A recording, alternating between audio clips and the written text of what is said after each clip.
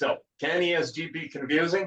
I'm not going to pretend that it can't be. The answer is a resounding yes. Yeah. CSRD and ESRS and ESG and EFRAG and oh my God. I mean, where does it end? Yeah. Yeah. So I agree 100% that it is totally confusing, especially at first blush when you're first looking at it. So, let's see what we can do to kind of make this a little bit more palatable. Yeah. Yeah. I'd like to address why is there so much confusion? Okay. Interesting. Yeah. First off, ESG evolved from CSR, which is corporate social responsibility. This has evolved over 50 years. Right. And there's been a major acceleration in the last 20 years. And then there's been a lot more regulation and mandates just in the last 5 years.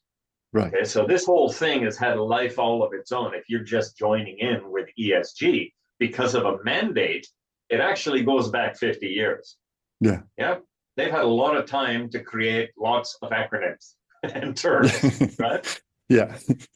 Right now, if you're a listed SME, there are anywhere from 15 to 19, circa, mandatory or voluntary ESG frameworks right. that EU listed SMEs may encounter. Okay, that's a lot. Yeah.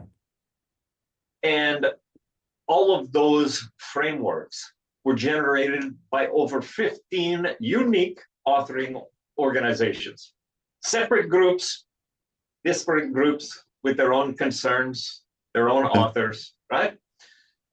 There's actually way more than that because a lot of the authoring organizations are groups of other authoring organizations and individual authors, right?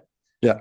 Now, it's also evolved to address, anywhere around 8 identified diverse internal and external stakeholder groups, each of which has its own perspective and its own unique needs. Right. You see how it's stacking up here.